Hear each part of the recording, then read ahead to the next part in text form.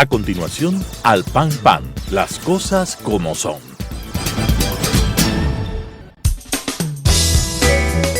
Clasificación B, bajo supervisión de un adulto.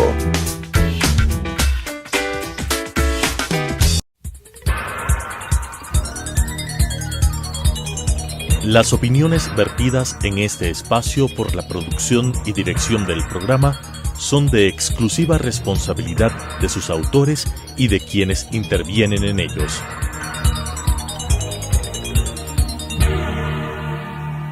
Telesucesos Canal 29 UHF presenta Al Pan Pan, las cosas como son. Coyuntura y calidad de la democracia con la conducción de Patricio Aro. Al Pan Pan, las cosas como son. Cordiales saludos a la gran audiencia de Telesucesos Canal 29, el canal diferente que semana a semana nos sigue y nos acompaña a decir las cosas como son. Durante los últimos 8 programas hemos venido hablando y diciendo las cosas como son sobre la pandemia que le ha puesto de rodillas al mundo, la COVID-19 y la situación que se vive en el Ecuador por la cantidad de contagios y la cantidad de situaciones realmente extrañas que han brotado junto a la pandemia que nos agobia a todo el mundo y a todos los ecuatorianos. En esta oportunidad hemos invitado al doctor Iván Ceballos Miranda. El doctor Ceballos fue director de docencia del Hospital Carlos Andrade Marín, fue director del servicio de cirugía del mismo hospital y fue su exdirector general, director del Hospital Carlos Andrade Marín. Hoy es un docente universitario y con él trataremos y diremos las cosas como son relacionado a lo que se viene en la pandemia. Iván, un gusto tenerte en el programa. Gracias por acompañarnos a decir las cosas como son. Bienvenido. Gracias, Patricio. Un cordial saludo para ti y para la teleaudiencia. Y pues con mucho gusto, la satisfacción el poder compartir opiniones en una situación tan importante como la que el país vive.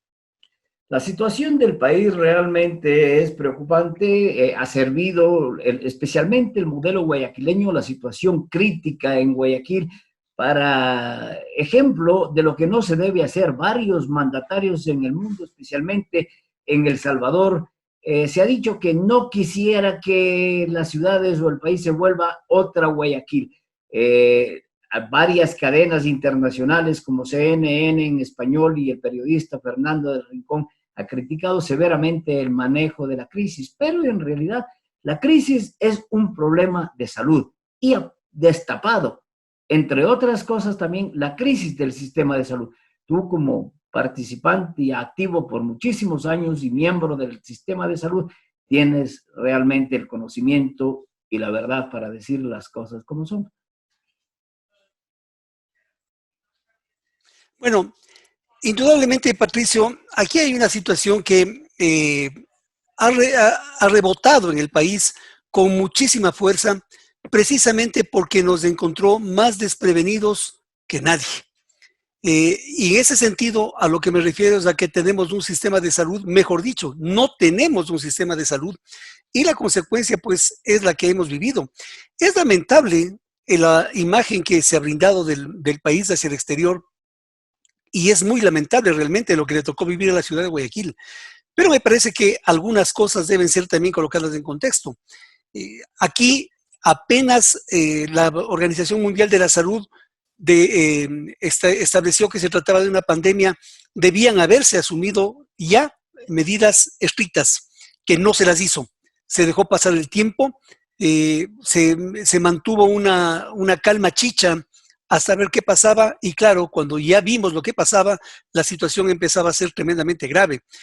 Claro que influyen muchos factores, como el mismo hecho de que China no haya advertido al mundo lo que estaba pasando con anterioridad. China dejó pasar un buen tiempo, casi todo diciembre, hasta reportar que estaban frente a pacientes que tenían una extraña enfermedad, una diferente forma de neumonía y que no tenían identificado al germen.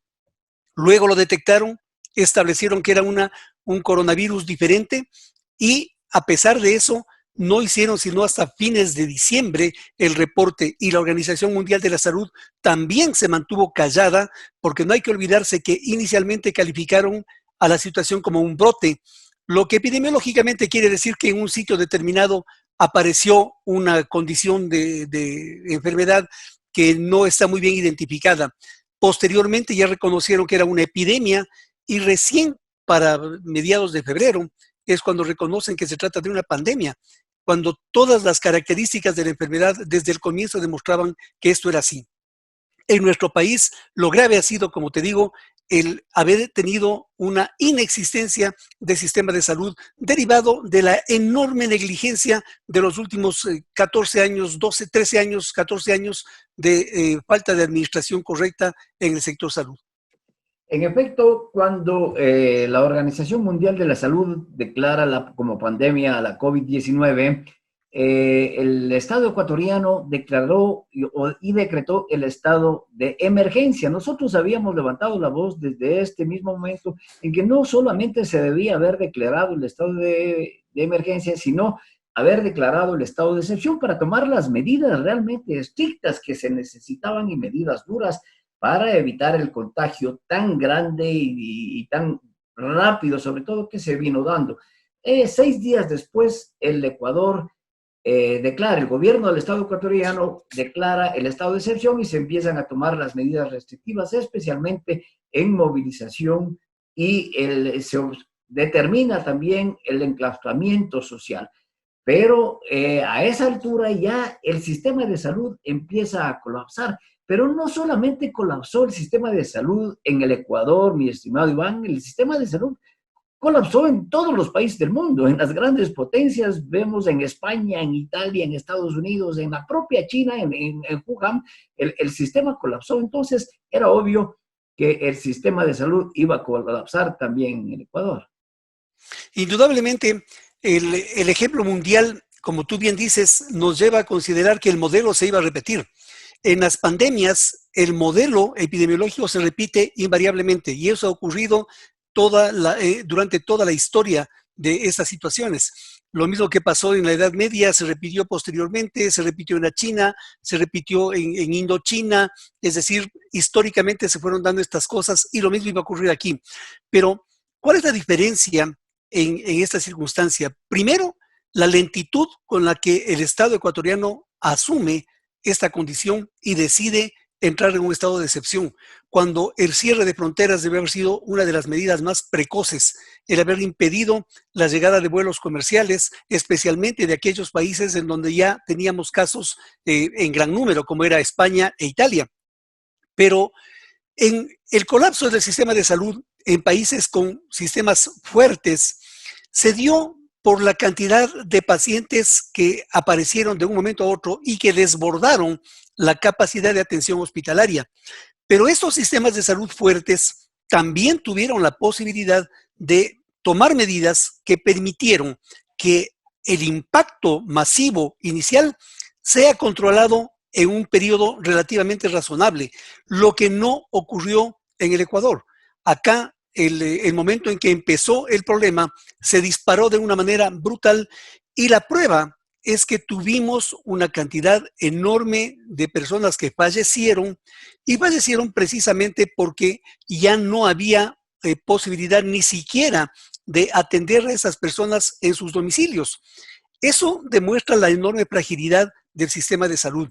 Y hoy por hoy seguimos viendo lo mismo, porque en los datos que tenemos, que son extraoficiales, las unidades de cuidados intensivos, por ejemplo, del hospital del IES Sur, del hospital Carlos Andrade Marín, me parece que también del hospital del Pablo Arturo Suárez, están a tope.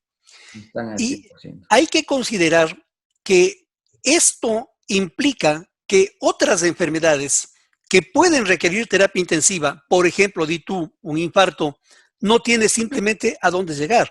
Entonces, no solamente se muere la gente por el coronavirus, sino que también se muere por otras condiciones que están perdiendo posibilidad de atención. Con esto no quiero decir que habría que tener grandes cantidades de terapias intensivas, las necesarias nomás, pues, pero no cumplimos con la pauta que establece la OMS al respecto, no la cumplimos porque los manejos en salud precisamente fueron conducidas por gente que tenía ningún conocimiento de la práctica profesional y obviamente con grandes cantidades de improvisaciones. La pandemia tiene una velocidad de contagio realmente impresionante y nosotros vemos que las cifras se multiplican día a día. Sin embargo, hay gobiernos que están tomando posiciones para abrir de alguna manera el enclaustramiento social y también para permitir una nueva normalidad, se llama. Están presentadas en la pantalla las cifras y los contagios en el mundo al momento, estimado Iván, son 4.280.180, de las cuales muertes se han presentado 292.376 muertes. Esto definitivamente ha dado lugar también que los Estados Unidos se convierta en la principal fuente de contagio y en el centro, en el foco de esta pandemia mundial. 1.300.000 o algo más de 1.300.000 contagios están en la potencia del norte y hay 82.387 muertos al momento. En Ecuador, las cifras también son, si bien es cierto, comparadas con las anteriores, pero son para el país muy altas. 30.149 contagios, de los cuales oficialmente el Ministerio de Salud dice que oficialmente por coronavirus son 2.327 muertes, pero hay 1.544 muertes probables que ya hoy, el día de hoy, a los datos oficiales del Ministerio de Salud, ya no contabiliza estas muertes probables. Las muertes probables sumadas, las muertes confirmadas, nos da un total de 3.871, lo que quiere decir que el número de contagiados, 30.149, versus las muertes confirmadas y las muertes probables, nos dan una relación del 12.83% de muertes, un porcentaje altísimo, es decir, de los 30.149 contagiados, el 12.83% morirían por coronavirus, es decir, 3.871. Es la cifra más alta del mundo. La media de contagios versus muertes en el mundo está alrededor de los 4.5. Entonces, ¿a qué se debe esta barbaridad? Realmente influye, inclusive de alguna manera, una periodista dijo que era la conciencia social de los ecuatorianos y destacó en algunas ciudades del país que sería la razón. Médicamente, ¿cuál puede ser la razón de ese elevadísimo número de muertes y alto porcentaje en el caso ecuatoriano? Bueno, hay algunas cosas que son de mucha importancia en esta relación de cifras.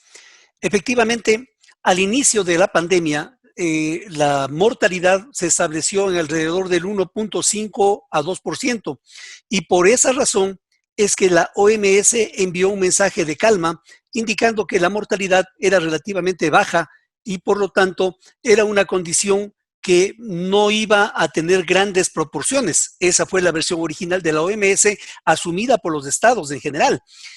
Pero el paso del tiempo nos ha ido demostrando que las muertes son mucho más. Es decir, vamos en alrededor del 4.5, en algunos sitios hasta por encima del 5%. Pero una cifra tan alta como la que ocurre en Ecuador llama la atención por varias razones. Una, porque estamos hablando probablemente de muertos por la enfermedad en una población que no ha sido totalmente identificada. Me explico. Tenemos 30,000 y pico de casos identificados y el 10% han muerto. Si hacemos la proporción inversa, significaría que para tener una mortalidad equivalente al 5%, en realidad deberíamos andar por encima de los 60,000 casos de enfermedad. Ese sería el escenario más benigno, es decir, que no esté totalmente detectado el número de pacientes enfermos y por eso la mortalidad parecería muy alta en relación a lo que está confirmado. ¿A qué se debe esto? Se debe a que no se implementó nunca, por muchas razones, un sistema de control epidemiológico fundamentado en pruebas para detectar tempranamente a las personas que estaban asintomáticas y que son parte de la enfermedad, o a las personas que tuvieron una enfermedad mediana, intermedia, de no muchos síntomas y que no le dio mucha importancia y se quedaron en su casa, que también puede ocurrir. Entonces, aquí esto pues nos coge desarmados porque hasta antes del actual ministro de Salud, hasta cuando el doctor Ceballos asume, le toca asumir un nada, ¿no? Es decir, no tenía absolutamente nada y le toca empezar a preparar un camino que ha resultado muy difícil. Ahora, a esto también hay que considerarle otros aspectos adicionales, como por ejemplo la época la temporada en la costa, en donde la presencia de otras enfermedades como el dengue también debe estar haciendo lo suyo. Pero estamos enfocados en la COVID-19 y se ha descuidado el tema, por ejemplo, del dengue, que también mata, también es una condición mortal. Entonces, muy probablemente los casos que están identificados como muertes derivadas de COVID están en relación con estas circunstancias, en el hecho de que no están todos los casos detectados y la aparición de otras condiciones, porque no es prohibido, ¿no? Como dice el refrán chino, el mismo perro puede tener piojos y pulgas.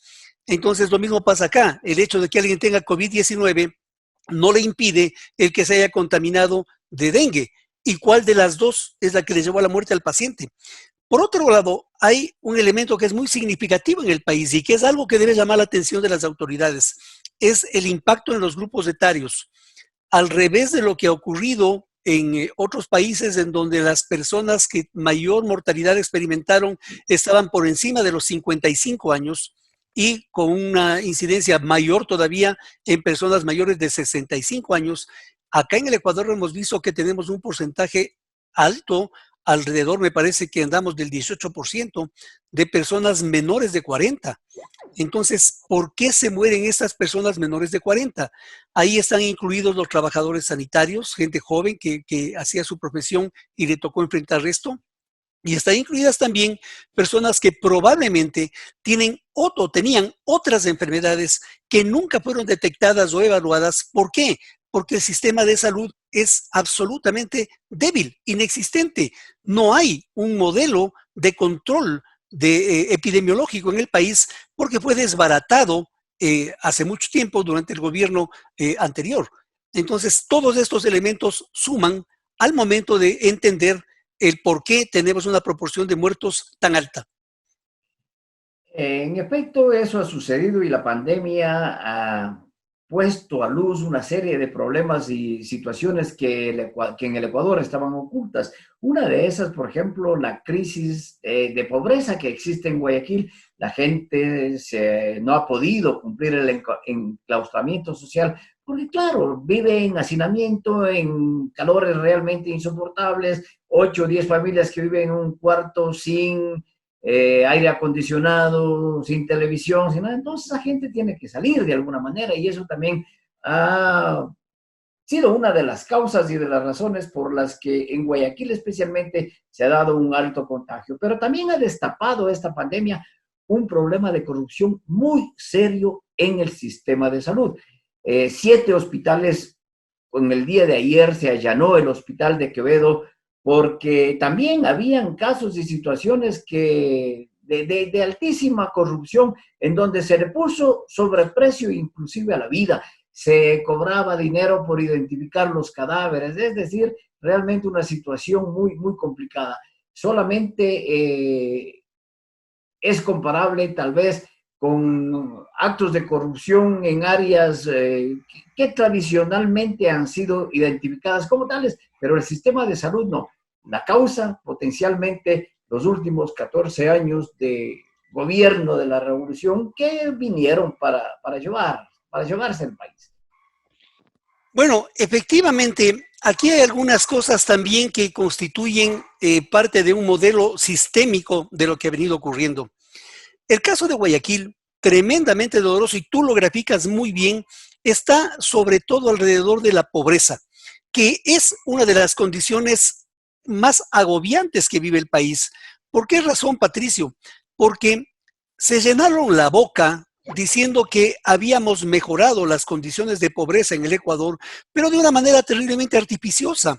Recordemos que, por ejemplo, establecieron los parámetros de ingreso económico, catalogando a personas con trabajo digno, con un trabajo remunerado, y se llegó al espanto de decir que existía un trabajo no remunerado, y a ese grupo de personas les incluyeron como si es que fueran parte de la bonanza económica. Entonces, esas distorsiones se reflejan ahora, y se reflejan además con un modelo de ejecución en Guayaquil, concretamente, en donde se le convirtió a la ciudad en una urbe para una élite, pero se mantuvo un tugurio para la gran mayoría de personas que, arrimadas en la pobreza, pues no les quedaba otra alternativa que hacer lo que han hecho.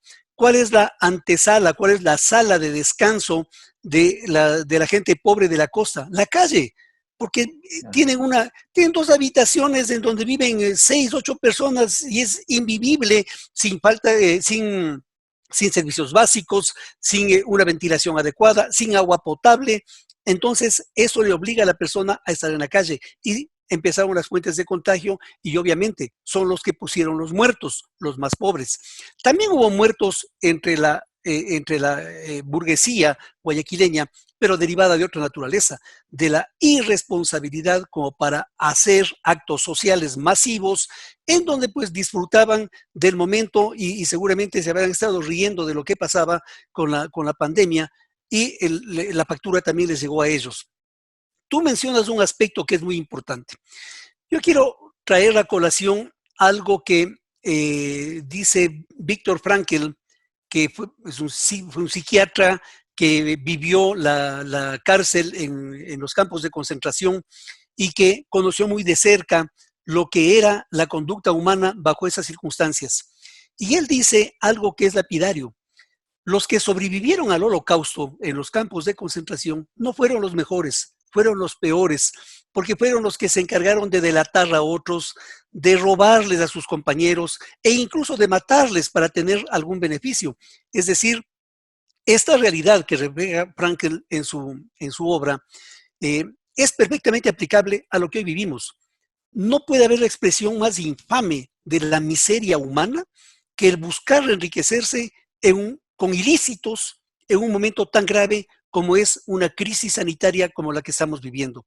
Y es que hay una estructura, Patricio, hay una organización que viene desde los inicios de la Revolución Ciudadana.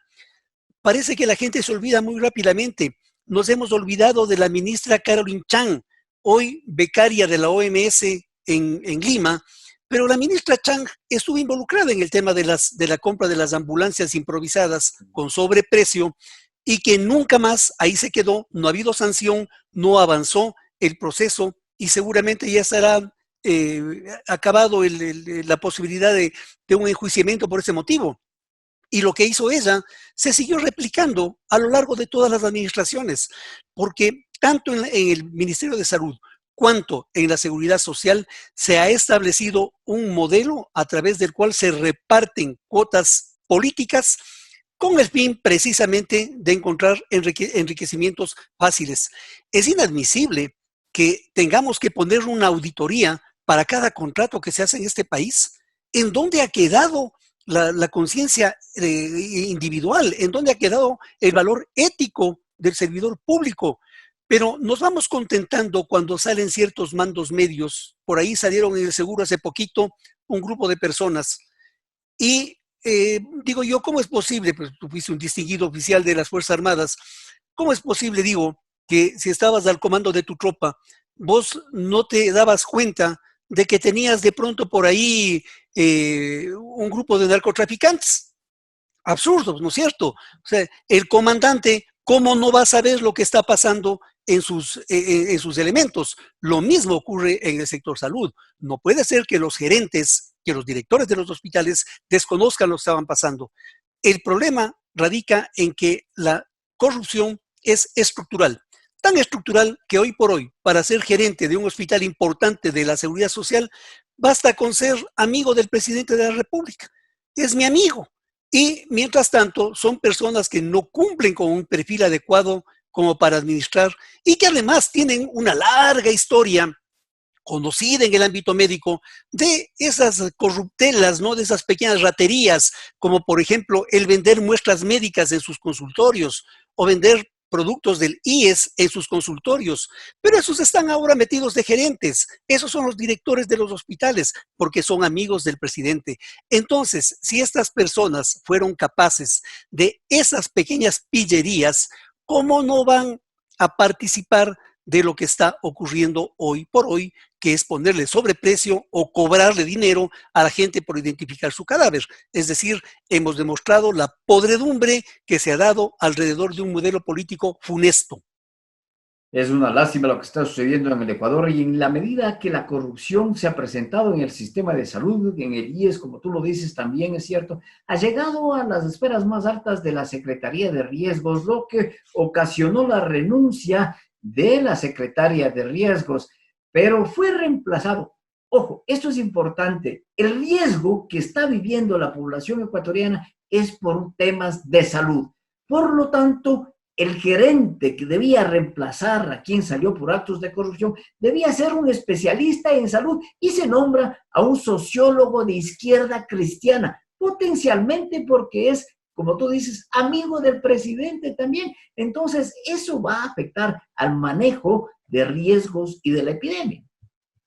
Indudablemente, porque estos modelos de ejercicio político pierden un norte fundamental. En mi modesta opinión, el ejercicio de la política debe ser esencialmente un servicio que genere grandes políticas, grandes proyectos, políticas que duren 15, 20 años, venga quien venga. Cada uno podrá ponerle o imprimirle su sello particular en cuanto a la forma de conducir, pero hay que sentarse a pensar en un país y no en el momento electoral y en el momento de ganar una elección con fraude o sin él. Y efectivamente, esto miramos en gestión de riesgos. Gestión de riesgos permanentemente ha estado en muy malas manos. Por fortuna, antes no pasó algo más grave que lo de hoy, pero ya lo vimos también cuando ocurrió el terremoto, ¿no es cierto? Ahí también hubo problemas del mismo estilo y también se dieron modelos de corrupción. Hoy tenemos otra situación compleja y estamos viendo con espanto que se adquieren alimentos para las personas más pobres y se las adquiere con un sobreprecio brutal, en donde resulta que la cesta vale más que el contenido, ¿no? Y con el mayor desparpajo, pues anunciamos que sí, que me analicen nomás, aquí no ha pasado nada. ¿Cómo que no? Si se necesita una neurona activa para darse cuenta de que ahí hay un problema. Y claro, hay gente capacitada en el país para manejar la gestión de riesgos. Hay muchas personas que tienen muy buen conocimiento para eso, pero volvemos a caer en lo mismo. Se llenaron la boca de meritocracia y nunca hicieron realmente un ejercicio de meritocracia. Tan no lo hicieron que mi opinión personal, repito, es que quien hoy gobierna el país es el menos poseedor de méritos como para que le hayan hecho candidato de un partido que venía de ejercer el gobierno durante 10 años. Es decir, ahí se demuestra también cuál es la perversión, cuál es la mirada. Porque, ¿qué ha dicho el expresidente Correa? Él ha denostado permanentemente la falta de capacidad del actual presidente. Ha dicho que siempre fue un mediocre. Él lo ha dicho, son sus palabras. Mi pregunta ha sido, ¿qué clase de infame es capaz de dejar a su país en manos de alguien que él conoce que no estaba capacitado para el cargo? Entonces la infamia se concreta y se sigue manteniendo. ¿Por qué? Porque simplemente hay que pagar favores políticos y, por desgracia, seguimos en manos de la misma banda de delincuentes, solamente que ahora están los que no les tocó el lleve en el gobierno anterior y están aprovisionándose durante el actual, lo cual es tremendamente vergonzoso. O de alguna manera están llevando, tanto en el gobierno anterior llevaron y ahora también están llevando. Muy probablemente. De esta manera, con el doctor Iván Ceballos Miranda, un distinguido médico cirujano, un patriota y luchador por las causas de la salud, de las causas populares, y su servidor, Patricio Aro Ayerbe, hemos dicho las cosas como son. Al pan, pan. Gracias, Patricio.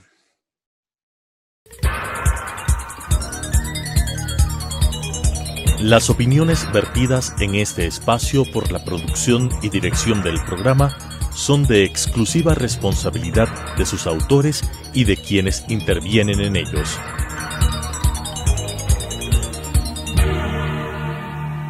Telesucesos Canal 29 UHF presentó Al Pan Pan, las cosas como son. Coyuntura y calidad de la democracia con la conducción de Patricio Aro. Al Pan Pan, las cosas como son.